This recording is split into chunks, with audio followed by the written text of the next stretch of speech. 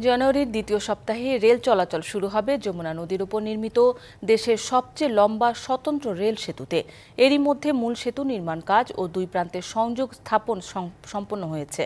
দুই প্রান্তে অত্যাধুনিক দুটি স্টেশনে নির্মাণ কাজও প্রায় শেষ। যমুনা নদীর বুকে সিরাজগঞ্জ ও টাঙ্গাইল প্রান্তে সবচেয়ে লম্বা স্বতন্ত্র রেল সেতু নির্মাণে ব্যস্ত দেশি বিদেশি প্রকৌশলী ও শ্রমিকরা। 50টি পিয়ারের উপর স্থাপিত হয়েছে অত্যাধুনিক প্রযুক্তির ওয়েদার স্টিলের 49টি স্প্যান।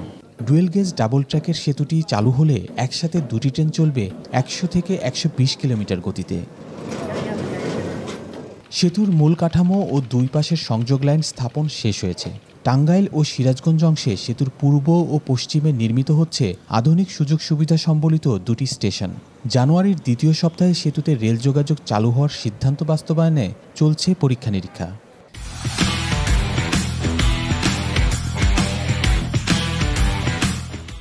রেল ট্রাক বসানো চেকিং চলছে, মানে বুঝে দেওয়ার জন্য যে চেকিং সেটা চলছে, সামনেই হ্যান্ড ওভারের জন্য দিয়ে দিব। আমরা ডিসেম্বর কিংবা জানুয়ারির 5 দিকে আমরা উদ্বোধন করতে পারি। এমন প্রকল্পে কাজ করার সুযোগ পেয়ে আনন্দিত শ্রমিক ও কর্মচারীরা। দিনরাত পরিশ্রম করে পাইপলাইনের কাজ করতেছি, এত বড় প্রজেক্টে আমরা কাজ করতেছি, এটা আমাদের জন্য অনেক অনুপ্রেরণা এবং ভাগ্যের বিষয়। আমরা বাংলাদেশে এত বড় একটা মেগা প্রজেক্টে কাজ করে আমরা খুবই আনন্দিত এবং খুবই খুশি। সেতুটি চালু হলে ট্রেনের সংখ্যা বাড়ার পাশাপাশি প্রসার ঘটবে ব্যবসা বাণিজ্যে। তাই জানুয়ারিতে পুরোদমে সেতুটি রেল চলাচলের জন্য উন্মুক্ত করতে চায় কর্তৃপক্ষ। এম্বাঙ্কমেন্ট থেকে শুরু করে সেতু পুরা সবকিছুরই কাজ শেষ হয়েছে। আগে যেখানে 38টা ট্রেন চলতো, এখন আমরা 88টা ট্রেন চালানোর সক্ষমতা অর্জন করব।